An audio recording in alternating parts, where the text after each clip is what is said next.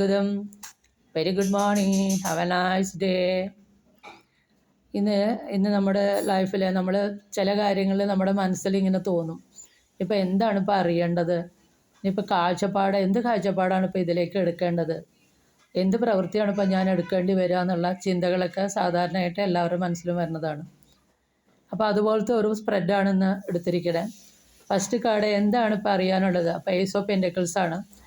Ace of pentacles പറഞ്ഞാൽ പുതിയൊരു വരുമാന മാർഗം വരികയാണ് നമുക്ക്. അതായത് വായുവിൽ നിന്ന് നമ്മളിലേക്ക് ഒരു സ്വർണ്ണ നാണയം നീട്ടുന്ന കാർഡാണത്. അപ്പോൾ ഒരു ധനസമ്പാദനത്തിലുള്ള പുതിയൊരു വരുമാന മാർഗം അല്ലെങ്കിൽ ജോലിയിലെ പ്രൊമോഷൻ അങ്ങനെയൊക്കെ വരികയാണ്. അപ്പോൾ അതിന് നമ്മൾ കഠിനാധ്വാനം വേണം, ഹാർഡ് വർക്ക് ചെയ്യണം. അങ്ങനെ നമ്മൾ ആ ധനസമ്പാദനത്തിലേക്ക് പോകുമ്പോൾ നമുക്ക് ഒരു ഫൈനാൻഷ്യൽ സെക്യൂരിറ്റിയും പ്രോഗ്രസ്സൊക്കെ ഉണ്ടാവും. പക്ഷേ ഹാർഡ് വർക്കിംഗ് അത്യാവശ്യമാണ്.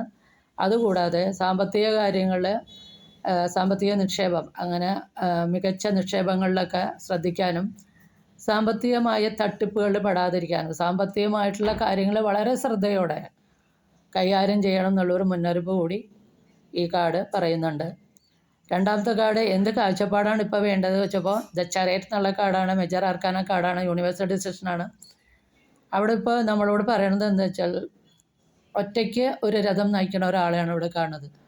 സ്വന്തം വിൽ പവർ ഉപയോഗിച്ച് ഹാർഡ് വർക്ക് ചെയ്ത് അച്ചീവ്മെൻറ്റും സക്സസ്സും നേടുക. കാരണം മുന്നിൽ രണ്ട് അനിമൽസ് രണ്ട് ഭാഗത്തേക്കാണ് പോകണം.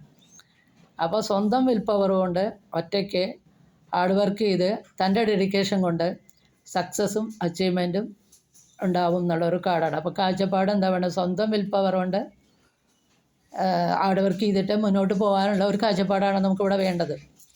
മൂന്നാമത് എന്ത് ആക്ഷനാണ് ഇപ്പോൾ എടുക്കേണ്ടതെന്ന്. എന്ത് ആക്ഷനാണ് എടുക്കേണ്ടതെന്നിപ്പോൾ അവിടെ മൂന്നാമത്തെ കാർഡ് വന്നത് സെവൻ ഓഫ് സോർട്സ് ആണ്. സെവൻ ഓഫ് സോർട്സ് പറഞ്ഞു കഴിഞ്ഞാൽ ബിട്രയലിൻ്റെ ഡിസെപ്ഷൻ്റെ കാർഡാണ്, ചതിയുടെ കാർഡാണ്. അപ്പോൾ നമ്മളിവിടെ പറയുന്നത് സാമ്പത്തിക കാര്യമാണ്. അപ്പോൾ സാമ്പത്തികമായ തട്ടിപ്പുകളിൽ പെടാതെയും സാമ്പത്തികമായ വഞ്ചനകളിൽ പെടാതെയും, ഇപ്പോൾ കൊളീഗ്സൊക്കെ ഉണ്ടെങ്കിൽ നെഗറ്റീവായിട്ടുള്ള കൊളീഗ്സൊക്കെ